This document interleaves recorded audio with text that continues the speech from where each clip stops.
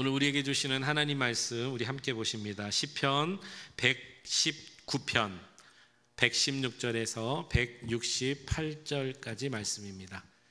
제가 가진 성경으로 895면 시편 119편 161절에서 168절 말씀 보겠습니다. 한 절씩 교독합니다. 고관들이 거짓으로 나를 핍박하오나 나의 마음은 주의 말씀만 경외하나이다.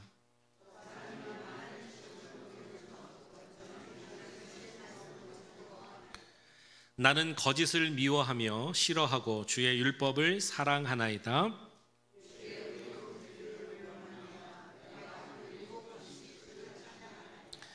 주의 법을 사랑하는 자에게는 큰 평안이 있으니 그들에게 장애물이 없으리이다.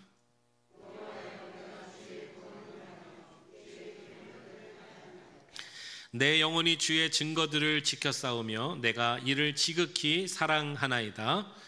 내가 주의 법도들과 증거들을 지켜 싸우니 나의 모든 행위가 주 앞에 있음이니이다. 아멘. 우리 하나님의 은혜와 평강과 임마누엘의 축복이 예배하는 여러분들에게 함께 하시기를 주의 이름으로 축원합니다. 아멘. 1세기 초대교회 그리스도인들의 이름 앞에는 티테디오스라는 별명이 하나씩 붙어 있었습니다. 티테디오스 베드로, 티테디오스 바울, 이런 식으로 별명을 붙입니다. 이 티테디오스라는 이 말의 의미가 뭐냐면, 저를 한번 따라 합시다. 결코 염려하지 않는 사람. 네, 다시 한번, 결코 염려하지 않는 사람. 이게 뭐예요? 티테디오스라는 말입니다. 결코 염려할 수밖에 없는 상황에 있는 이들이, 왜냐하면 이 초대교회 1세기는 핍박이 가장 심했거든요. 예수 믿으면 죽을 수도 있어요. 그런데 죽음과 고통의 어려움이 다가오지만 예수님께서 핏값으로 바꿔주신 생명만큼은 잃어버릴 수 없다. 이런 마음과 다짐으로 티테디오스 성도로 이들이 살고 있었습니다. 티테디오스 요한, 티테디오스 도마, 티테디오스 스데반. 오늘 우리도 고백하기 원합니다. 티테디오스 목사, 티테디오스 성도 될 수 있기를 축복합니다.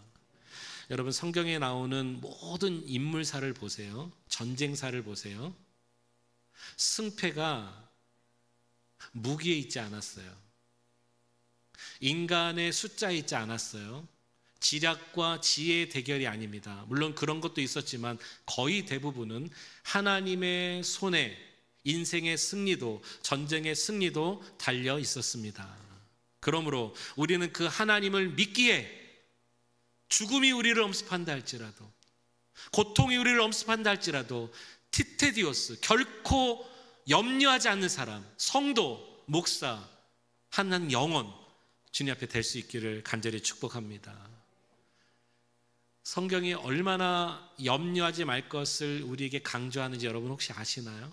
우리가 생각하는 것보다 훨씬 많이 염려하지 말라고 성경은 말합니다. 그 중에 가장 중요한 이유 하나만 말씀드리겠습니다. 우리가 염려하지 말아야 될 가장 중요한 이유는 하나님의 말씀이 열매 맺지 못하기 때문인 거예요. 예수님께서 씨 뿌리는 비유를 말씀하실 때 마가복음에 이런 말씀을 하셨어요. 또 어떤 이는 가시떨기에 뿌려진 자니 이들은 말씀을 듣기는 하되 세상의 무엇과, 세상에 여기 나오네요. 염려와 재물의 유혹과 기타 욕심이 들어와 말씀을 막아 결실하지 못하게 되는 자요. 재물의 유혹이나 다른 기타 욕심은 당연하니까 놔두고라도요, 여러분 모르셨죠? 염려가 하나님의 말씀을 막는다는 사실을요. 염려가 하나님의 말씀을 열매 맺지 못하게 한다는 사실을요. 어떤 사람이 하나님의 말씀을 받았습니다. 하나님의 말씀을 받고 어느 기간 동안에 기쁨으로 신앙생활하는 거예요. 능력 있게 신앙생활하는 거예요. 그런데 세상 마귀가 가져다주는 염려가 딱 자리 잡으니까 그 다음부터 말씀이 들리지 않는 거예요. 말씀의 열매가 막혀지기 시작한 거예요. 제가 지금 이 염려를 세상 마귀가 가져다 주는 거라고 설명했습니다. 과연 그렇습니다. 여러분, 우리 마음 가운데 염려를 몰아내는 것은 예수 그리스도의 이름임을 믿으시기 바랍니다. 염려가 몰려옵니까? 사단이 염려를 주나요? 유혹을 받나요? 예수의 이름으로 물리치시기 바랍니다. 염려가 있으면 말씀이 자라지 않아요. 들어도 자라지 않아요. 오늘 2024년도 마지막 송년 주일입니다. 저는 오늘 또 한 사람을 소개하고 싶습니다. 바로 티테디오스 다윗입니다. 다윗은 마침 오늘처럼, 오늘 우리 이 마지막 주일처럼 자신의 인생의 겨울 마지막 순간에 하나님 앞에 티테디오스 다윗으로 살아야 되겠다, 염려 없이 살아야 되겠다 한 세 가지 신앙의 결단을 가졌습니다. 오늘 우리가 이 마지막 주일, 우리에게는 각자의 차이가 있겠지만 인생의 겨울이 올 때까지 티테디오스 성도로 살기 위한 이 다윗의 세 가지 다짐을 우리도 오늘 갖기를 축복합니다. 첫 번째는 한번 따라합시다. 정직한 신앙으로 살기를 결단하라. 아멘. 정직한 신앙으로 사셔야 합니다. 다윗은 지난날 정직하지 못했던 일이 있었습니다. 다윗은 그 죄값으로 말미암아 아들이 죽고 다른 아들들이 반역을 일으키고 신하들이 구테타를 일으키고 자신은 침을 질질 흘리면서 신발도 신지 못하고 도망가는 신세가 됐습니다. 그 죄값 때문입니다. 그럼 그 죄가 뭐냐? 우리아의 아내 밧세바를 자기의 아내로 삼아버렸어요. 그리고 이 사실을 몰래 덮으려고 우리아를 저 전쟁터 제일 앞에 보내서 전사시키고 말았습니다. 아무도 모르게 덮으려고 했는데 우리 하나님을 속일 수 없어요. 하나님이 나단을 통해서 지적하십니다. 벽앤잎을 눈물로 적실 정도로 그가 하나님 앞에 회개하며 고백한 말을 여러분 아시나요? 시편 51편 10절에 하나님이여 내 속에 정한 마음을 창조하시고 내 안에 정직한 영을 새롭게 하소서. 이게 무슨 말이냐면 내가 범죄하고 나니까 내 안에서 정직함이 사라지고 또 특별히 하나님의 영이 떠나가는 것을 느꼈다는 거예요. 여러분, 이 정도만 돼도 좋은 것입니다. 우리가 연약할 때, 범죄했을 때, 유혹받았을 때, 우리 마음 가운데 정직이 떠나갈 때 하나님의 영이 나에게서 멀어진다는 것을 느끼기만 해도 영적으로 민감해지는 거예요. 신령한 반응이에요. 그 정도만 해도요. 다윗이 그것을 느껴버렸어요. 오 주여, 성령이 내게서 떠나지 않게 하시고 내 마음에 정직한 영을 새롭게 하여 주시옵소서. 그러니까 자신의 모든 죄의 원인이 자신의 마음속에 있는 이 정직하지 않은 이 마음 때문이었다는 것을 그가 알게 되면서 그가 뭐라고 고백하냐면 오늘 본문 161절에서 163절 한번 보세요. 161절에서 163절. 고관들이 거짓으로 나를 핍박하오나 나의 마음은 주의 말씀만 경외하나이다. 사람이 많은 탈취물을 얻은 것처럼 나는 주의 말씀을 즐거워하나이다. 63절 같이요. 시작. 나는 거짓을 미워하며 싫어하고 주의 율법을 사랑하나이다. 이렇게 다윗이 바뀐 거야. 나는 평생에 정직하게 살겠습니다. 거짓을 미워하고 나는 싫어합니다. 왜냐하면 그가 큰일 날 뻔했거든요. 정직을 잃어버렸기 때문입니다. 오늘 이 자리에 계신 우리 귀한 성도님들도 이런 귀한 은혜가 있었으면 좋겠어요. 제가 몇 차례 말씀드렸죠. 사업하시는 분들은 정직하게 하시고요. 직장 생활도 정직하게 하시고요. 부부 사이에도 자녀 사이에도 성도와의 사이에도 정직한 성도, 정직한 목회자, 정직한 우리 모두가 될 수 있기를 축복합니다. 나라마다 나라의 국민성 특징이 다 다른데 여러분, 정직한 나라 하면은 대표적인 몇 나라가 있죠. 그 중에 독일이라는 나라가 비교적 정직한 나라 중에 하나입니다. 독일이 만드는 제품들은 전부 정직하게 만들어요. 그래서 독일 차는 튼튼하고 다 정직하다고 그러잖아요. 근데 3년 전에 미국에 이런 일이 있었어요. 독일 차 중에 폭스바겐이 리콜을 당했습니다. 저도 한 대를 타고 있기 때문에 집에 편지가 왔는데 배출가스 조작이 걸린 거예요. 독일 회사에서. 그래서 미국에 있는 수십만 대 차량이 리콜하라고 편지를 보냈죠. 엄청난 금전적인 손해도 봤지만 가장 중요한 거, 독일 차는 정직한 차다, 튼튼한 차다 하는 신용의 금이 같습니다. 중국은 짝퉁 천국이에요. 저는 중국을 사랑하지만 솔직하게 말씀드립니다.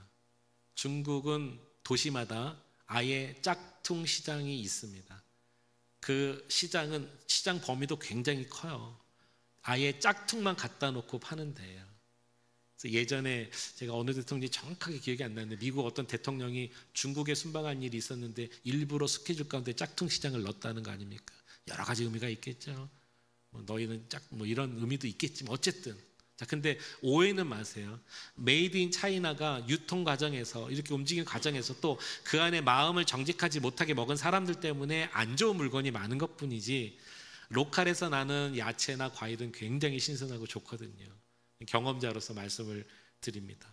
잠언 20장 10절에 한결같지 않은 저울추와 한결같지 않는 되는 다 여호와께서 미워하시네요. 그랬습니다. 사람은 속일 수 있어요. 눈속임할 수 있어요. 근데 하나님은 아세요. 하나님은 미워하십니다. 여러분, 올 한 해 여러분들은 어떠셨나요? 여러분들은 정직하지 못해서 혹시 하나님 앞에서 조금 회개할 일은 없으신가요? 제가 지금 드리는 말씀은 도덕적으로 반성할 수 있는 그 정도가 아닙니다. 이 연말쯤 되면 누구든지 다 우리가 도덕적으로 반성할 몇 가지가 있죠. 그 정도를 묻는 게 아니라 지금 제가 묻는 것은 굉장히 영적이고도 또 시대적인 심각성 때문입니다. 전도서 7장 29절을 여러분 잘 기억하셔야 됩니다. 내가 깨달은 것은 오직 이것이라 곧 하나님은 사람을 정직하게 지으셨으나 사람이 많은 꾀들을 낸 것이니라. 이 말은 어떤 의미냐면 하나님의 형상대로 지음받은 우리들이 하나님의 형상의 본래성이 깨져버렸다는 것입니다. 그러면 하나님은 우리를 정직하게 하나님의 형상대로 지으셨지만 깨진 이유가 뭘까요? 중간에 사단이 우리에게 죄를 갖다 줬기 때문입니다. 그러므로 우리가 영적으로 바라봤을 때 정직하지 못한 것은 그냥 연말에 한번 반성하고 넘어가는 그런 도덕적인 수준이 아니라 영적으로 봐야 되는 거예요. 하나님은 정직하게 지으셨지만 사단은 깼습니다. 우리 마음에 악함을 주고 거짓을 주고 또 꾀의 올무에 넘어지게 하고 자기 이기적인 사고를 사단이 갖다 줬다고요. 그래서 우리가 정직하지 못한 삶으로 살아갈 때가 많이 있습니다. 더군다나 요한복음 8장 44절에 보니까 너희는 너희 아비 마귀에게서 났으니 이 말로 끝난 것 같아요. 우리가 마귀에게서 났대요. 깨졌음을 얘기하는 것이죠. 너희 아비의 욕심대로 너희도 행하고자 하느니라.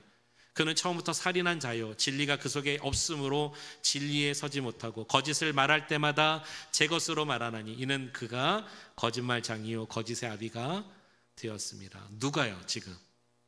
거짓말장이요 거짓의 아버지가 된 이 사람이 누구예요? 이 대상이 누구예요? 사단 아닙니까? 사단. 하나님은 우리를 정직하게 지으셨는데 사단은 살인자요 거짓말하는 자요 거짓의 아버지라. 그러니까 하나님과 사단은 정반대 대립되는 것이죠. 우리가 정직하지 못하다는 것은 도덕적인 수준 이상입니다. 사단이 그 마음에 정직하지 못한 여러 가지 상황을 우리에게 주기 때문인 거예요. 그래서 우리는 마귀를 닮은 그런 모습도 존재하지 않습니까? 아담이 자기 아들 아담의 아들 가인이 동생 아벨을 죽였잖아요. 하나님이 아셨어요. 하나님이 가인아, 내 동생 아벨은 어디 있느냐? 내가 동생을 지키는 자입니까? 여러분 이것만큼 뻔뻔한 사람이 어디 있습니까? 하나님을 속일 수 있나요? 속일 수 없었어요. 네, 여러분 제가 지금 드린 이 말씀이 과거에 정직하지 못했고 오늘까지 좋습니다. 내일부터 잘하면 되니까 오늘까지 정직하지 못했다. 이랬다면 문제가 되지 않을 텐데 이 정직에 관한 이 덕목이 우리의 마지막 순간까지도 계속 된다는 것이 오늘 굉장히 심각한 이유입니다. 자, 여러분 한번 보세요. 마태복음 24장에 그때 사람이 너에게 말하되 보라 그리스도가 여기 있다 혹은 저기 있다 하여도 믿지 말라. 24절 아주 중요합니다. 같이 읽어요. 시작. 거짓 그리스도들과 거짓 선지자들이 일어나 큰 표적과 기사를 보여 할 수만 있으면 택하신 자들도 미혹하리라. 보라, 내가 너에게 미리 말하였노라 그랬습니다. 사랑하는 성도님 여러분, 담임 목사로서 미리 말씀드려요. 여기 미리 말했다 그랬습니다. 아까 1세기 초대교회 그리스도인들의 별명이 하나 있었습니다. 티테디오스, 절대로 염려하지 않는 사람. 그런데 오늘 24절을 다시 한번 띄워줘 보세요. 앞절 24절에 보니까 그리스도와 선지자들 앞에 별명이 하나 붙어 있습니다. 뭐라고 되어 있습니까? 거짓 그리스도와 거짓 선지자들, 그들의 별명이에요. 우리 하나님은 우리에게 정직함을 주셨는데 사단은 인간에게 거짓을 갖다 줍니다. 여러분, 우리가 정직하도록 노력하셔야 될 줄로 믿습니다. 이게 다윗이 오늘 인생의 마지막 겨울 앞에서 그가 고백한 거예요. 내가 정직을 잃어버리고 나니까. 여러분, 제가 완벽하라는 뜻이 아닙니다. 퍼펙트를 말하는 게 아니에요. 우리 넘어져요. 실수해요. 또 여러분, 우리도 힘들어요. 그렇지만 계속해서 다윗처럼 정직하려고 애써야 하는 이유는 정직의 반대가 거짓이고 거짓은 사단이 갖다 주기 때문에 여러분 물리쳐야 한다는 거예요. 정직한 신앙. 2024년도는 조금 아쉬웠어도 2025년도는 다윗처럼 정직한 영을 내게 주옵소서 고백하는 저와 여러분들 되기를 축복합니다. 두 번째, 인생의 마지막에 다윗은 우리에게 이렇게 말합니다. 찬양하며 살기를 결단했습니다. 따라합시다. 찬양하며 살기를 결단하라. 164절, 주의 의로운 규례들로 말미암아 내가 하루 7번씩 주를 찬양하나이다. 이것은 7번을 찬양했다는 것은 아침에 눈을 떠서 잘 때까지 그의 인생 전체가 찬양하는 사람이었다는 걸 말하는 것입니다. 그런데 여러분 들어보세요. 찬양은 마음의 은혜가 없이는 할 수 없습니다. 흉내내는 게 찬양이 아니잖아요. 우리 마음에 은혜가 없이는 찬양을 할 수 없다는 거예요. 우리 마음의 은혜와 감사가, 그러니까 다윗은 아침부터 저녁까지 있었다는 것을 의미하는 것이죠. 하루에 7번씩 찬양했다는 것은 그가 계속해서 마음에 하나님을 향한 감사와 은혜가 차고 넘쳤다는 거예요. 성경에서 이 찬송에 중요한 이유가 있습니다. 우리의 인생의 목적이기 때문입니다. 이사야 43장 21절 같이 한번 읽어보겠습니다. 시작. 이 백성은 아멘. 하나님이 우리를 지으신 목적이 뭐라고요? 우리가 하나님을 찬송하게 하려 하십니다. 물론 여기에서의 찬송은 노래, 찬양만 얘기하진 않아요. 우리 삶 전체 인격을 다해서 하나님께 영광을 올려드리는 것이 우리 인생의 목적이다, 이 말일 것입니다. 그렇지만 여러분, 찬양의 가장 대표적인 것이 뭐냐면 음악으로 되어 있는 노래잖아요. 찬양이잖아요. 우리가 드리는 찬양. 우리가 여러분 입술을 벌려 찬양할 때 이 찬양에 능력이 있다는 걸 여러분 아시나요? 찬양은 능력입니다. 찬양은 예배예요. 우리의 삶의 이유라고요. 사울이 악령이 들렸어요. 아무도 근처에 못 가는 거예요. 벌벌벌벌 떨 때 다윗이 사울왕 옆에서 수금을 탑니다.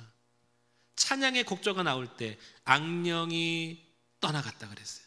머리가 시원해졌다 그랬어요. 사무엘상 16장 23절, 하나님께서 부리시는 악령이 사울에게 이를 때에 다윗이 수금을 들고 와서 손으로 탄즉 사울이 상쾌하여 낫고 악령이 그에게서 떠나더라. 악령에 사로잡힌 분들 계시면 찬송을 들려주세요. 여러분, 머리가 지끈지끈합니까? 여러분, 마음 가운데 고민과 근심과 상처, 아픔이 있습니까? 외로움과 고민이 있나요? 우울함이 있나요? 약을 드시나요? 찬송의 능력을 경험하시길 바랍니다. 아멘. 찬송은 능력이 있어요. 여러분, 우리가 부르는 이 성가 찬송뿐만이 아닙니다. 콜로라도의 그 덴버 지역에 덴버 포스트라는 지역 신문이 있는데 거기에 음악과 식물의 성장 속도를 실험한 내용이 올라온 기사가 있었습니다. 잘 한번 들어보세요. 락, 뉴에이지, 또 시끄러운 그런 어떤 팝 음악을 한 방에 틀어놓고 거기에 식물을 넣어놨고 옆에 방에는 경건한 음악, 조용하고 잔잔한 음악을 틀어놓고 거기에 식물을 넣어놨어요. 여기 막 그냥 막 락, 막 시끄러운 음악 또 뉴에이지 막 이런 음악을 트는 방의 식물은요, 얼마나 자라냐면 14인치, 약 35cm, 14인치를 자라고 뿌리는 약했으며, 놀라운 사실은요, 모든 이파리가 스피커 반대 방향으로 기울어져 있어요. 이게 제가 지은 얘기 아니에요. 거기 기사에 나와요. 조용하고 경건한 음악, 그냥 일반 음악인데 잔잔한 음악을 틀어놓은 방에는요, 자란 식물이 20인치가 넘었어요. 50cm가 넘어가. 이거는 굉장히 큰 차이가 있는 겁니다. 뿌리는 깊으며 놀라운 것은 모든 가지가 스피커 쪽으로 기울어 있어요. 더 들려주세요 요요요 하는 것처럼. 진짜입니다. 더 듣고 싶어요. 전 세계에 20대 30대에 죽었던 팝, 락, 뉴에이지, 시끄러운 음악을 했던 그런 115명의 사망 원인을 조사했는데 대부분이 20대 30대고 놀랍게도 마약 복용, 알코올 중독, 자살 중에 하나였다는 거예요. 이 여러분 무엇을 얘기하나요? 우연이라고 생각하세요? 우리가 듣고 부르는 노래가, 음악이 이렇게 사람에게 영향력을 준다는 거예요. 경건하고 차분하고 조용한 음악을 듣는 말도 못하는 식물도 그렇게 영향을 받는데, 하물며 영혼을 움직이는 찬양은 얼마큼 영향이 있을까요? 여러분, 그 찬양의 능력에 빠져보시길 바랍니다. 능력이 있습니다.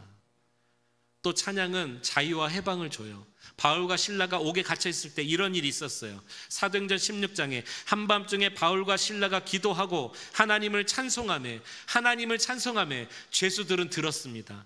이에 갑자기 큰 지진이 나서 옥토가 움직이고 문이 곧 다 열리며 모든 사람의 매인 것이 다 벗어진지라. 사랑하는 여러분, 영적으로 육적으로 생각적으로 마음적으로 갇혀있고 묶여있는 모든 진이 찬양으로 풀어지기를 축복합니다. 찬양해 보세요. 자유케 될 것입니다. 또 하나, 찬양은요, 우리가 마지막 날에 주님 앞에 섰을 때 부를 새 찬양이라는 것을 여러분 아시나요? 그러니 여러분, 숨어서 연습하지 마시고 함께 할 때 연습 많이 해 놓으시기 바랍니다. 여러분, 마지막 날에 어떤 찬양이 일어나는지 아세요? 요한계시록 7장 9절부터 읽을 거예요. 이 일 후에 내가 보니 각 나라와 족속과 백성과 방언에서 아무도 능히 셀 수 없는 큰 무리가 나와 흰 옷을 입고 손에 종려가지를 들고 보좌 앞에 어린 양 앞에 서서 흰 옷을 입은 거룩한 무리들을 기억하십시오. 큰 소리로 외쳐 이르되 구원하심이 보좌에 앉으신 우리 하나님과 어린 양에게 있도다 하니. 여러분, 이거 찬양 아니에요? 모든 천사가 보좌와 장로들과 네 생물의 주위에 서 있다가 보좌 앞에 엎드려 얼굴을 대고 하나님께 경배하며. 여러분, 이거 찬양 아니에요? 이르되 아멘, 찬송과 영광과 지혜와 감사와 존귀와 권능과 힘이 우리 하나님께 세세토록 있을지어다. 아멘 하더라.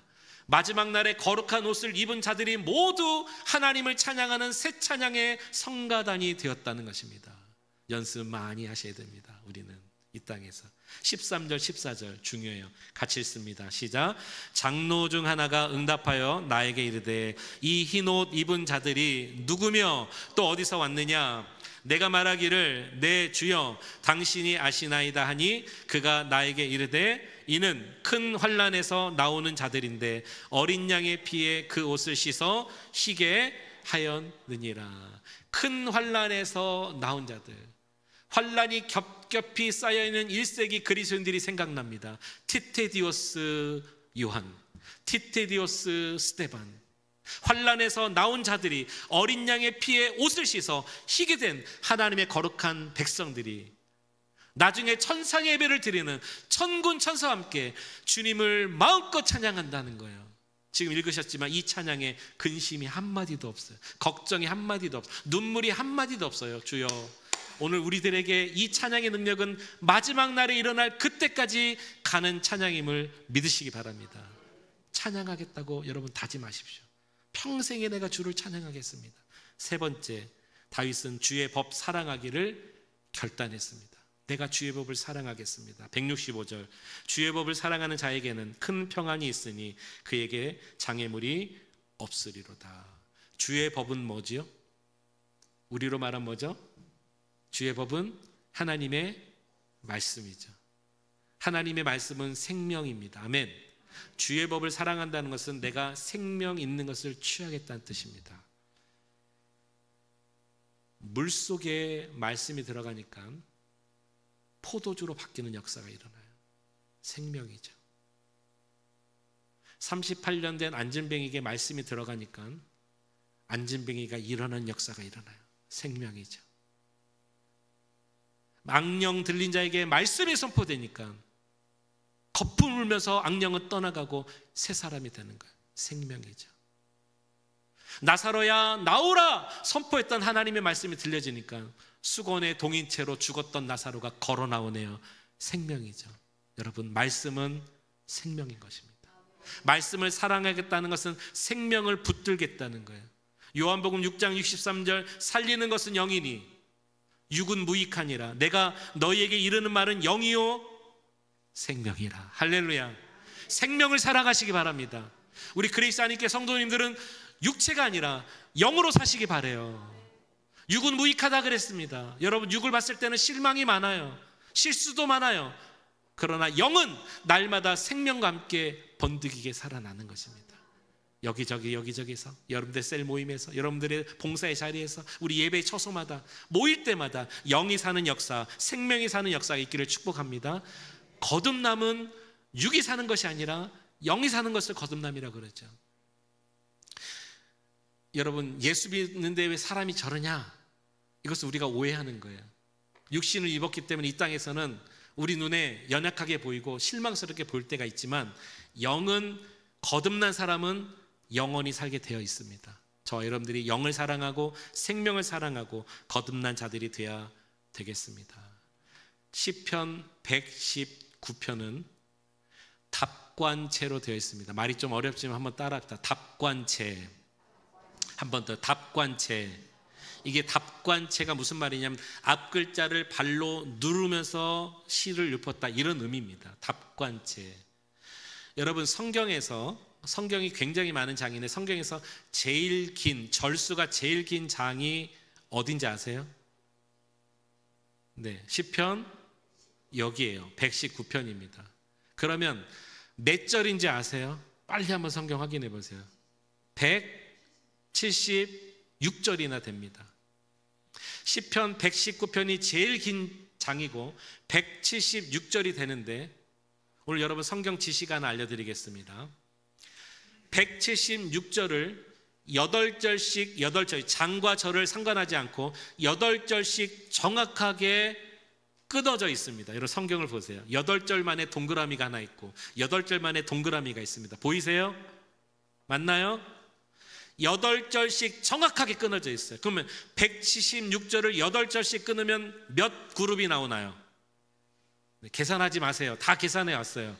22그룹이 나옵니다. 정확하게 22그룹이 8절씩 답관체로 되어 있는데 구약의 히브리 말은 알파벳이 22자입니다.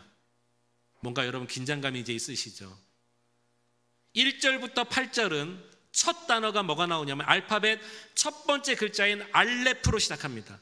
1절부터 8절은 우리가 한글 성경을 읽어서 그렇죠. 히브리 성경을 읽으면 알레스 알레스 8절까지. 근데 9절부터 16절까지 8절은 두 번째 알파벳 순서인 베타로 시작합니다. 베타 베타 그렇게 22자의 알파벳이 앞에 답관체로 계속 나와요.